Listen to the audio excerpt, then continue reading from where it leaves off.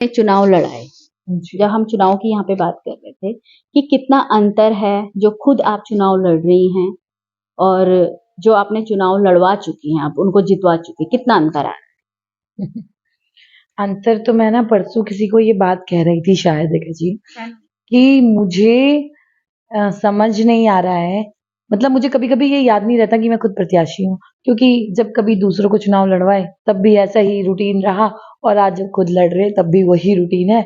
बस फ़र्क ये हो जाता है कि जब दूसरों को लड़वाते हैं, जब दूसरों के चुनावों में रहते हैं तो रात को जो है 6-7 घंटे की प्रॉपर नींद लेते हैं और अब जब खुद लड़ रहे हैं तो सोने का समय थोड़ा आगे-पीछे हो गया है।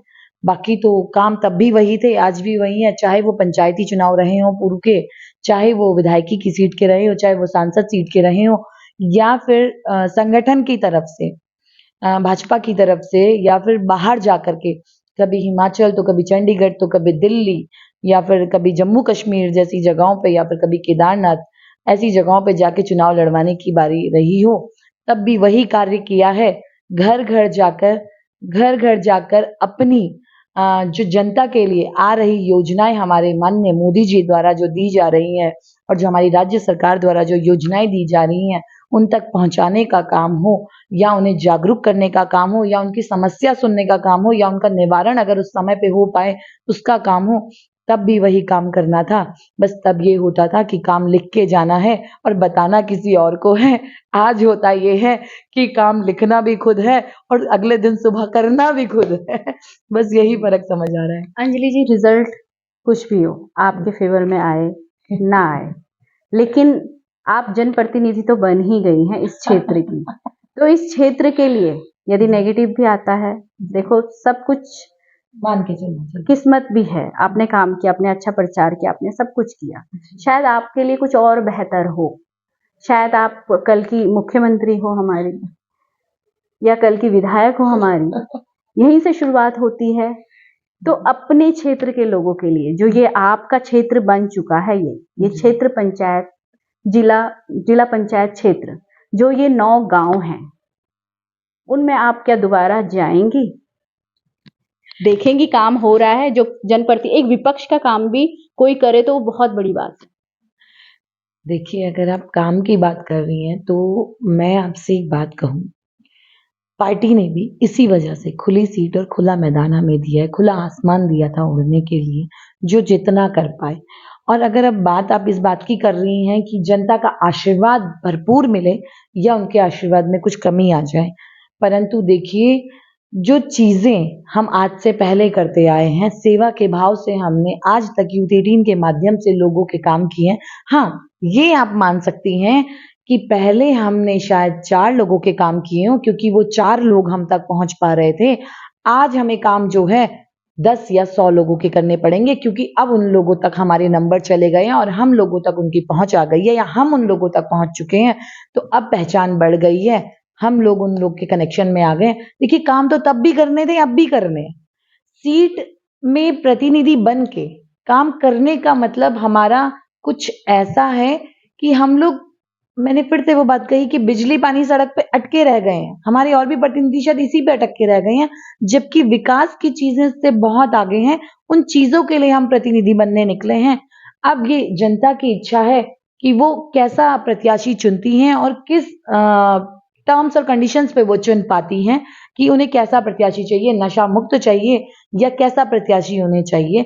अब मैं, उनके आशीर्वाद में कमी भी रहती है तो भी तो मुझे उनके साथ खड़ा रहना है क्योंकि मुझे तो पता ही नहीं है कि किसने वोट दिया और किसने नहीं दिया, किसके आशीर्वाद ज्यादा था और किसका कम था। अब मेरे हिसाब से तो सबका आशीर्वाद इक्वल रहा, किस्मत मेरी रही होगी, है ना? तो शायद आपकी बातें पहुंच ना पाई होगी ठीक तरीके से, सच्चाई ठीक तरीके से ना पहुंच पाई होंगी या फिर मैं ये मान के चलती हूँ कि हर व्यक्ति तक नहीं पहुंच पाई होगी, है ना?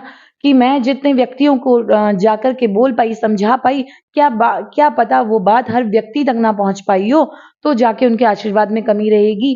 बट मैं अभी आपको विश्वास दिलाऊं रेखा जी, अगर तो अभी तक जितना मैंने क्षेत्र भ्रमण किया, जितने मैंने लोगों से बात की, उन्होंने मुझे भरपूर आशीर्वाद के साथ ये बात का आश्वासन दिया है कि इसलिए नहीं कि मैं कोई नेता रही हूँ या इसलिए नहीं कि मैं उन्हें बात पहुंचा रही हूँ। उन्होंने पता है एक बात मुझसे कही कि अंजलि जी, आपने ये जो नशा मुक्त पंचायती चुनाव उठाया है ना, हमें कुछ नहीं चाहिए, हमारी आने वाली पीढ़ी ना इस नशे को ना देखे ताकि वो इस नशे में पड़ ना जाए। और सिर्फ इस बात की वजह से हम आपका पूर्ण समर्थन करते हैं और इस बात के लिए तो हम चैलेंज भी कर चुके हैं कि अगर कोई भी व्यक्ति ये साबित कर दे कि हम या हमारी टीम का कोई व्यक्ति उन्हें ऐसे सामाजिक तत्व बांटता हुआ या मिल गया या कुछ करता हुआ मिला, तो हम तो चुनाव से पीछे हट जाएंगे। ये तो हम ओपन चैलेंज दे चुके हैं, क्योंकि हम लोग चाहते हैं हमारे समाज सुधरे। एक नैरेटिव होता है, एक माइंडसेट होता है, मानसिकता होती है ना, हम उससे बदलना चाहते हैं। हम चाहते हैं कि जनता जानती है कि किसको चुनना है, उन्हें पता है कि उनके भविष्य के लिए क्या सही है। क्योंकि एक टैगलाइन है, जो नशा करवाएगा वो विकास नहीं करेगा, क्योंकि वो आपको 1 महीने देगा और उसके बाद 5 साल शोषण करेगा। तो उन्हें पता है जो नहीं दे रहा है उसे तो खुद का जो उसका खाने का भी लगा है वो भी नहीं मांग सकता, क्योंकि अन्न तो सबने खाना ही है ना। हाँ, जो काम करेगा, जो जहाँ काम करेगा, दिहाड़ी सबको चाहिए होती है दिन की, तो वो जरूर हम लोग सोशल मीडिया में बिल्कुल खोल करके कि कितना बजट आया, कितना काम हुआ, कितना हम लोग का जो है दिहाड़ी दिन की जो व्यक्ति वहां काम कर रहा है वो लेकर के गया, ये चीजें पूरी सोशल मीडिया में खोल कर चलने के साथ हम लोग कार्य करेंगे ताकि जनता को भी पता हो और हमें भी पता हो क्या हो रहा है। चलिए, ये तो हो गई आपके बातें कि आपने क्या करना है क्या नहीं करना है। जी। अब मतदान है 2 दिन बाद, तो उसके लिए क्या तैयारी हो रही है? क्या जागरूक किया जा रहा है वोटर्स को कि जागरूक, बहुत से वोटर्स ऐसे हैं जो घर से नहीं निकलते, तो उनके लिए आप लोगों की क्या तैयारी है? देखिए, उन लोगों की तैयारी के लिए क्या, ये बात मैं कह सकती हूँ कि जो हमारे बड़े बुजुर्ग या फिर जो हमारे दिव्यांग जन हैं, उन लोगों के लिए हम लोग कोशिश कर रहे हैं कि वो मतदान किसके पक्ष में करें, ये अन्य विषय है। हमारी कोशिश ये है कि वो सुरक्षा पूर्व तरीके से मतदान स्थल तक आ जाएं। अगर वो ना मतलब आ सकते हैं, मतलब सिर्फ चल नहीं सकते, मतदान कर सकते हैं, तो उन्हें लाने ले जाने के हम कर लेंगे। ये विषय नहीं है कि वो सिर्फ हमारे वोटर हो, हम सिर्फ जनता की बात कर रहे हैं, चाहे वो वोटर हमारा हो, चाहे वो किसी का भी हो, उस सबसे पूर्व वो जनता है और जनता जनार्दन होती है। अब जनता वोट करने वाली है, एक उनसे अपील इसलिए कि आप घर से निकल के आप वोट कीजिए। देखिए, मेरा आपका धन्यवाद, इस बात को आपने रखा और मैं जनता से विनम्र अनुरोध इस प्रकार करूंगी कि आप जो है अपने मत का अधिकार, आपका मत आपका अधिकार होता है। एक टैगलाइन हमारी दी जाती है, रेखा जी आपने सुनी भी होगी, मेरा वोट मेरा अधिकार। तो मैं सबसे अपील करना चाहूंगी कि मेरा वोट मेरा अधिकार के तहत आप निकलिए, अपने अधिकार का, अपने मत का प्रयोग करिए और अपना मत का प्रयोग करिए एक सुरक्षित भविष्य की ओर, ऐसे भविष्य की ओर जहां जो है नशा, गलत कार्य जैसी चीजों की रोकथाम हो सके, जहां प्रतिनिधि जागरूक हो, उसको स्वयं से पता हो कि आपके लिए उसे कहां से क्या बजट लाना है, कहां से क्या योजनाएं लानी है और क्या कार्य क्षेत्र के लिए करने हैं। आप ऐसे प्रतिनिधि को वोट करिए और आजकल की जनता तो जागरूक है, उन्हें पता है क्या करना है, कैसे करना है।